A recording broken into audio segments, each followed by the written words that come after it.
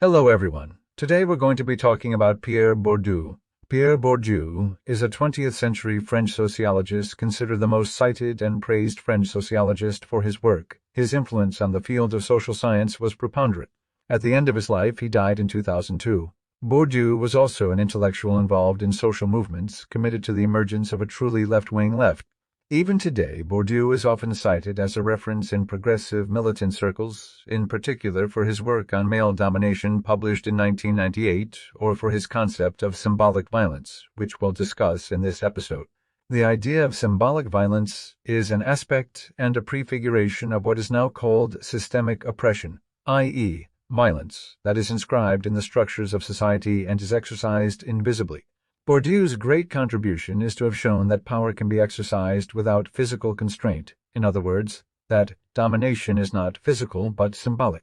It is present in our representations, and insofar as our representations determine our behavior, symbolic domination is exercised even in our bodies. It is internalized. In this sense, Bourdieu's vision represents a further step beyond that of la Boétie. For la Boétie, we are in voluntary servitude, whereas for Bourdieu, we are in unconscious servitude, in imperceptible servitude. Bourdieu used to say that there is no science except the hidden. That is to say, what is hidden demands to be revealed. What is openly visible doesn't elicit much comment. So, to sum up, Bourdieu is a sociologist who analyzes the structures of domination, the invisible or even unconscious structures of domination. His contribution has been decisive in understanding the mechanisms of contemporary power. To introduce you to Bourdieu's thinking, I've decided to start with another of his major concepts, one that ultimately envelops all the others, the concept of reproduction. This is what maintains domination, and what makes it so difficult to combat. It's this phenomenon of reproduction. So what does Bourdieu call reproduction? Reproduction is the fact that social inequalities, i.e., one's position in the social hierarchy, are perpetuated by family transmission. In other words, we inherit a position of dominance or domination. So the idea of social mobility, the idea of upward mobility, is a myth for Bourdieu, the meritocracy. In other words, he declares that success depends solely on our effort.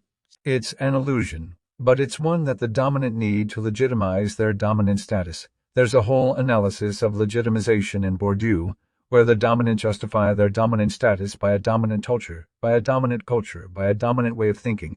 So if you're led to believe that society is based on merit and you find yourself in a position of dominance, you're going to say to yourself, "It's my fault, I didn't work hard enough," and that's exactly what the dominant want. They want the dominated to believe in the righteousness of their status as dominance, in its righteousness and justice. Merit is a concept that legitimizes the status of the dominant and therefore the status of the dominated. Bourdieu's answer to this is clear. No, it's not fair for the dominated to be dominated. Their lack of merit is not the cause of their dominated status. The cause of their dominated status is the sociological phenomenon of reproduction. An individual's position in the apparatus of domination is the result of an inheritance, the structures of domination, a social determinism. For example, if your parents are executives, you are more likely to become an executive than if your parents are blue-collar workers. If your parents have a large social and professional network, you're more likely to inherit that same network than if your parents don't. It seems logical, almost a matter of course. It sounds logical, almost a matter of course. It sounds logical, almost banal. Yes, but it's a banality covered by the myth of meritocracy. It's a banality that clashes with the official discourse on equal opportunity. There is no such thing as equal opportunity. There are mechanisms, collective mechanisms, structural mechanisms, and the individual who manages to escape these mechanisms is not the rule, but the exception to the rule. Sociology is the study of reality beyond the official discourse on reality.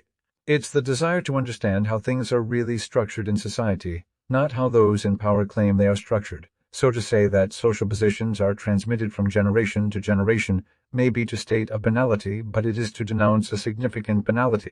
Significant because it shows that social phenomena are not the result of chance, because it shows that power has an interest in propagating a meritocratic discourse to establish and legitimize its domination. Significantly, they show that the individual is not free. If the individual were free, he could escape social determinism. He could, as Sartre would say, make himself as he wants to be. But we don't make ourselves as we want to be. We make ourselves as we can be. We make ourselves as our means allow us to make ourselves, and we have these means if we inherit them. You don't have them if you don't inherit them. Bourdieu opposed Sartre, seeing in Sartrean existentialism the expression of sociological naivete, the idea that the individual could free himself from structure. In fact, Bourdieu himself said that we should study the sociology of those who believe in freedom, because then we'd see that those who believe in the concept of freedom are often those in positions of power. It's the dominant ones who believe in freedom, who believe or want us to believe in it, to maintain the idea that if we don't succeed, it's our fault. For Bourdieu, if the individual cannot be free, it's because he doesn't choose the cards he's going to play with. But what he plays with depends directly on the cards in his hands. If you're born into a bourgeois family, you'll have access to a whole series of advantages, a whole series of privileges that you wouldn't have had access to if you'd been born into a working-class family. You could go to a top private school, devote 1/100 of your time to your studies without having to work on the side, and all this will obviously contribute to your integration into the dominant structure. We've all experienced this when we were at college, the student who does his internship in his father's company, or that of one of his father's friends, the network. So in the final analysis, reproduction is nothing more than the theorization of a system of social habits that enables the system of domination to endure. And these social habits, these social mechanisms, far exceed in power and influence. These social mechanisms far exceed in power and influence the supposed individual merit of institutional discourse. Our position in the apparatus of domination does not depend solely on our efforts, our work, or even our intelligence. It depends first and foremost on the structures we have inherited. Bourdieu takes the example of school. In fact, his book Reproduction, published in 1970, focuses on education and the way in which schools perpetuate the social hierarchies at work outside them. So, contrary to what we often hear, schools are not detached from the outside world. It is not shielded from the inequalities of the outside world. On the contrary, it is the main agent perpetuating them. So, let's face it, school as we know it, secular, compulsory, and free, is obviously a form of social progress. But it's a form of progress that conceals a far less noble reality. School reproduces inequalities. It reproduces structures of domination. Schools are not places of equal opportunity. They are places of division of opportunity. Division of opportunity in the sense that pupils are given the opportunities that correspond to their parents' social position. A high social position is equivalent to a high probability of success at school. For one simple reason, school culture, the culture taught and valued in our schools, is the culture taught and valued in our schools, is the culture of the dominant, the culture produced by the dominant and recognized by the dominant. Only the dominant are in a position to impose their culture as the dominant culture. So the fact that school culture is the culture of the dominant can only favor students whose parents are themselves part of the dominant classes.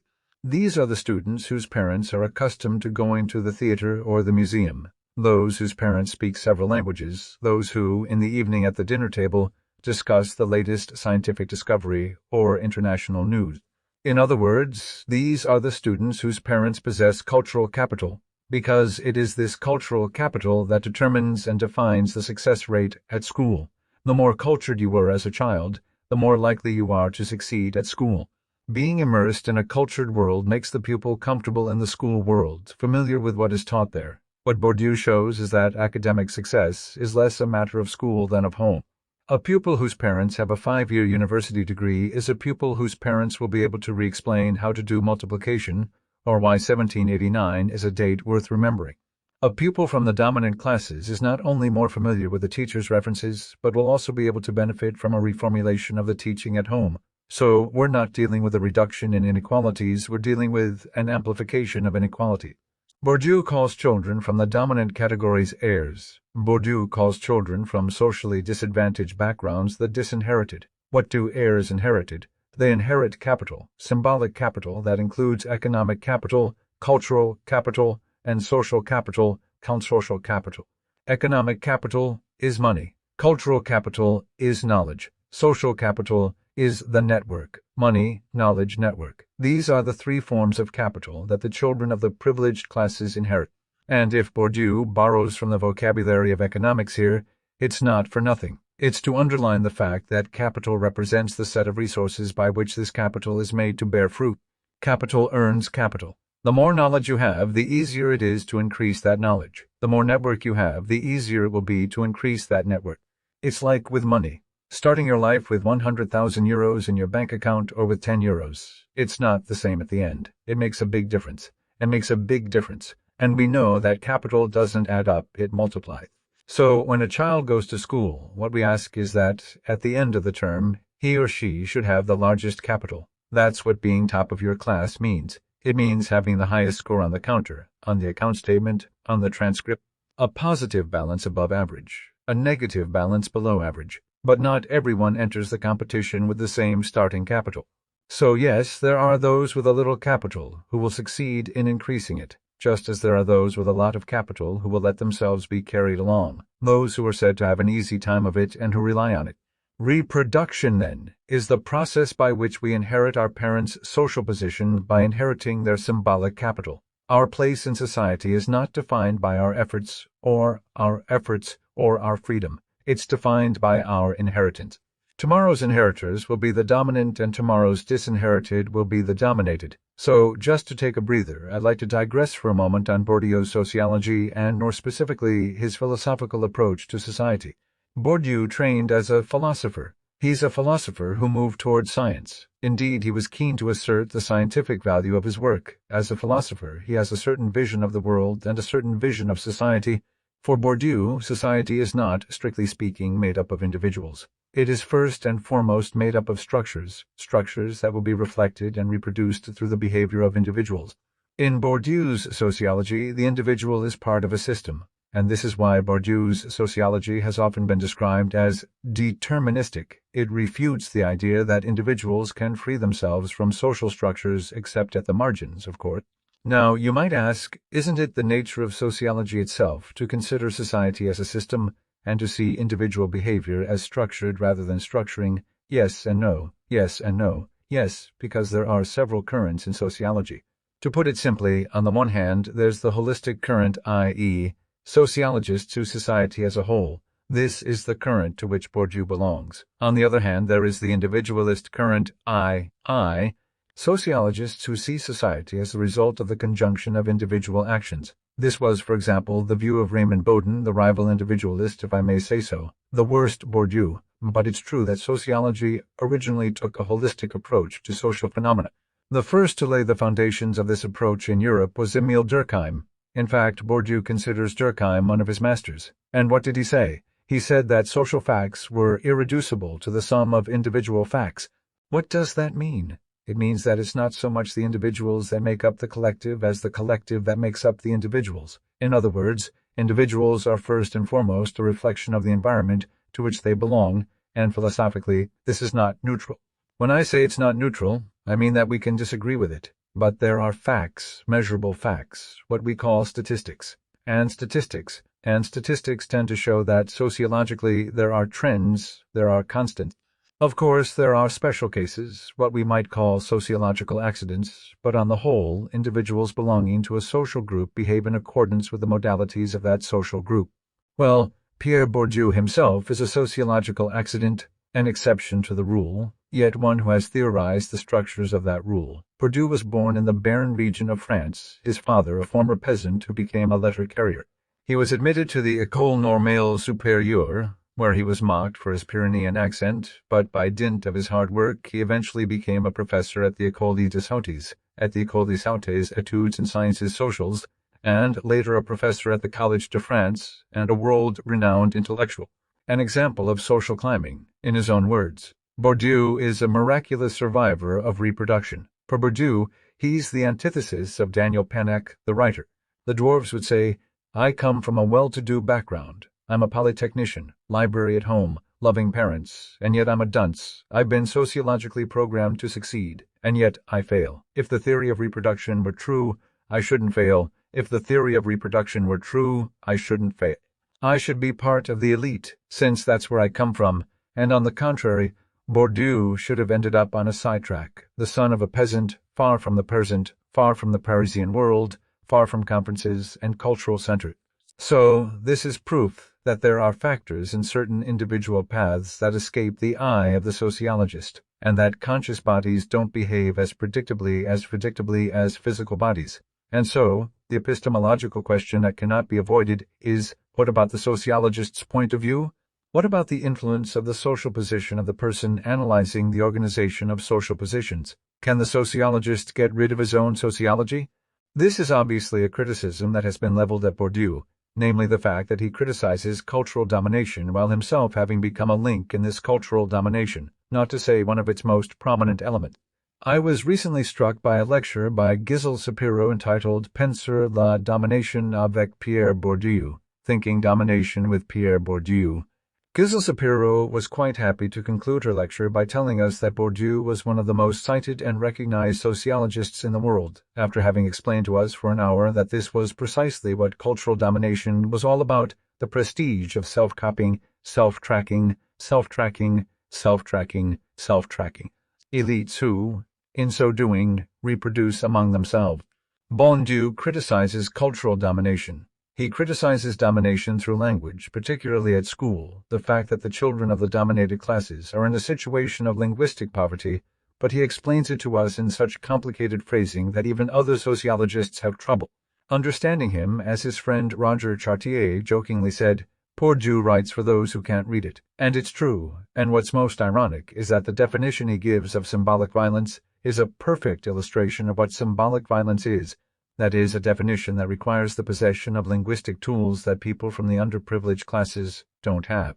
I quote, symbolic violence, and that coercion which is instituted only through the intermediary of the adherents, which the dominated cannot fail to grant to the dominators when they have to think him and to think him and to think themselves, or better, to think his relationship with them only instruments of knowledge which they have with them and which, being only the embodied form of the structure of the relationship of domination, make this relationship appear natural, or in other words, when the chains they use to perceive and appreciate themselves, or to glimpse and appreciate the dominant, are the product of the incorporation of classifications thus naturalized, of which their social being is the product. End of quote. We've already seen something more accessible. So, as a disinherited person, isn't Bourdieu himself in search of the legitimacy that denounces a kind of linguistic overcompensation to make the academic world recognize the situation of inequality that he wants to fight, being part of the dominant in order to better defend the dominated? It could be. Indeed, Bourdieu himself had begun a self-analysis, published 2 years after his death, in which he expresses his awareness of his sociological determinations and the fact that his origins in the Bern region are undoubtedly at the root of his combative temperament. Indeed, in a documentary devoted to him by Pierre Carl, Bourdieu himself says that sociology is a combat sport. So Bourdieu is not blind to his own sociological determinations. He is not blind to what his social and cultural environment has made of him. He is not blind to his habitus. Habitus is the set of dispositions acquired by the individual in the course of social interactions, which define his way of being, his way of speaking, his way of speaking, his way of behaving, his way of dressing. Habitus is what our environment makes us become as individuals. It's the incorporation of the structure of our social milieu into us, and when I say incorporation, I mean it in the literal sense. To incorporate is to put into a body, to integrate into one's body, the behavioral mechanisms specific to our social class. As we said earlier, domination isn't exercised through physical coercion, it's exercised through representations and through the fact that individuals integrate the mechanisms of domination into their bodies, and integrate them to the point of considering them legitimate, justified, natural. Marx had already spoken of this. It's called alienation, false consciousness, the consciousness that leads us to justify our status as the dominated, the bad pupil who has internalized the fact, not that he has difficulties inherent in his sociological situation, but that he's no good. So we reproduce the habitus without being aware of it. Habitus, habit of living. We confuse ourselves with our habitus. We confuse ourselves with the structures of our environment, and even when we try to correct our habitus, even when we try to modify or conceal it, it always resurfaces in stressful situations. An accent that comes back when we get angry, a vocabulary that we pick up again when we see an old friend. Out with the habit, in with the gallop. What Bourdieu is telling us is that reproduction is also a matter of behavior. Every time we behave according to the habits of our social class, we reproduce the structures of our social class on an individual scale.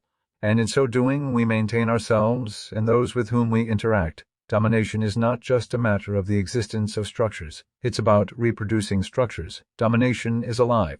I quote, All pedagogical action is objectively symbolic violence, insofar as it is the imposition by an arbitrary power of a cultural arbitrariness in a given social formation. Pedagogical work, through which the dominant pedagogical action is accomplished, always has a function of maintaining order, i.e., reproducing the structure of power relations between groups or classes, either by leaving or by inculcating, or by inculcating or by excluding members of the dominated groups or classes, the recognition of the dominated groups or classes, the recognition of the legitimacy of the dominant culture, and to make them internalize to a variable extent disciplines and censors that never serve the material or symbolic interests of the dominant groups or classes, as well as when they take the form of self-discipline and self-censorship. Any institutionalized educational system owes the specific characteristics of its structure and functioning to the fact that it must produce and reproduce, by its own means, the institutional conditions whose existence and persistence are necessary both to the exercise of its function of reproducing a cultural arbitrariness of which it is not the producer, and whose reproduction contributes to the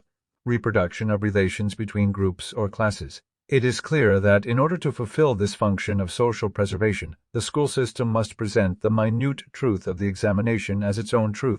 The elimination process, subject to the norms of school fairness, and the formally irreproachable form it operates and assumes, conceals the fulfillment of the school system's function by obtubulating the relationship between candidates and all those whom the system has de facto excluded from the number of candidates, through the opposition between those who pass and those who fail, and thereby concealing the links between the school system and the structure of class relations. If the effect of any selection operation is always inseparably to control technical qualifications by reference to the requirements of the labor market, and to create social qualities by reference to the structure of qualities by reference to the structure of class relations, which the education system helps to perpetuate, in short, if the school has both a technical function of producing and certifying skills, and a social function of conserving and consecrating power and privilege, we understand that modern societies provide the education system with multiplied opportunities to exercise its power to transmute social advantages into educational advantages, which in turn can be reconverted into social advantages, because it enables it to present educational prerequisites, implicitly social in nature, as technical prerequisites for the exercise of a profession. It is in fact to its relative autonomy that the traditional education system must be able to make a specific contribution to the reproduction of the structure of class relations, since it is sufficient for it to obey its own rules, to obey at the same time, and as if by the external imperatives that define its function of legitimizing the established order. In other words, to simultaneously fulfill its social function of reproducing class relations by ensuring the hereditary transmission of cultural capital, and its ideological function of concealing this function by accrediting the illusion of its absolute autonomy. The critique of domination is always double-edged. If it is too radical, it does not pass the EU, it does not pass the fiat of institutionalization, and is condemned to being known only to a small circle of initiates. If it's too gentle, too polite, it fails to achieve its goal of transforming society. But perhaps we are placing too heavy a burden on critical thinkers, too heavy a mission, that of guiding us when they are already enlightening us, that of holding our hands to lead us towards a better tomorrow, when they are already giving us direction. Basically, what do we expect from critical thinkers? To think, analyze, reveal, or tell us what to do. It's not up to them to tell us what to do, because then we'd be leaving a situation of submission, only to find ourselves in another situation of submission.